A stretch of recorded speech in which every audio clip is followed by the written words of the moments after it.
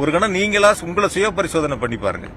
உங்களுடைய செய்திகள் வரணும், உங்களுடைய தொலைக்காட்சிகள் முன்னாடி வரணும், செய்திகள் விரைவா போகணும் அப்படிங்கிறதுக்காக இருக்கக்கூடிய யதார்த்த சூழலை எடுத்து சொல்ல வேண்டிய கடமை நம்மகிட்ட இருக்கு. இருக்கா இல்லையா?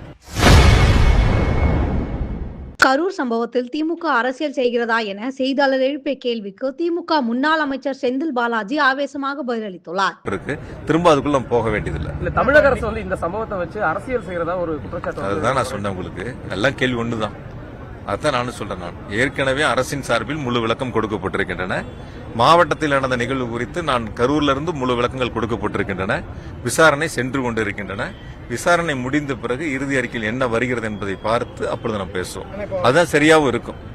ஒவ்வொரு கருத்துக்கள் ஆனா பொதுவான ஒரு கருத்து மட்டும் நான் நேற்று கூட ஒரு நண்பர்கிட்ட கேட்டேன். உங்களை போல ஒரு பத்திரிகையாளர் என்கிட்ட கேட்கும்போது கேட்டேன், அரசின் மீது கேட்கக்கூடிய கேள்விகள் அது அந்த இன்னொரு பக்கம் அந்த கேள்வியே திரும்பி போக மாட்டேங்குது அப்படிங்கறத என்னுடைய கருத்தை நான் அவர்கிட்ட சொன்னேன்.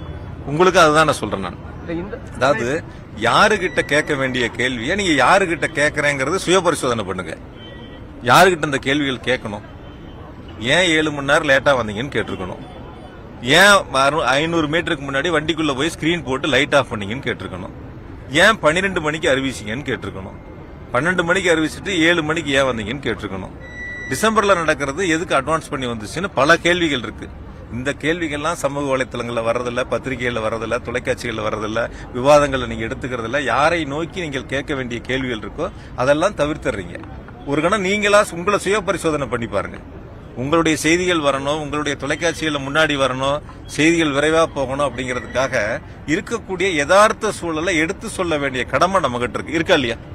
பொறுப்பு நம்மகிட்ட இருக்கு. அந்த பொறுப்பு என்ன நடந்துச்சு, எப்படி நடந்துச்சு, இதுல யாரெல்லாம் இருக்காங்க, யாருகிட்ட யாரு ஒரு கேள்வி என்கிட்ட கேட்டா எதிர்முகாம்ல இன்னொரு கேள்வி கேட்கணும்ல.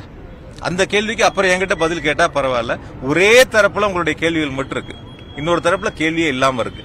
அதனாலதான் நான் ஆரம்பத்திலேயே சொன்னேன், இது கரூர் சம்பவம் சம்பந்தமா இப்ப எந்த கேள்வியும் வேண்டாம். விசாரணை முடியட்டும், அறிக்கை வந்த பிறகு நம்ம திரும்ப சந்திப்போம். செய்திகளை உள்ளது உள்ளபடி தெரிந்து கொள்ள ரெஃப்ளெக்ட் நியூஸை சப்ஸ்கிரைப் பண்ணுங்க.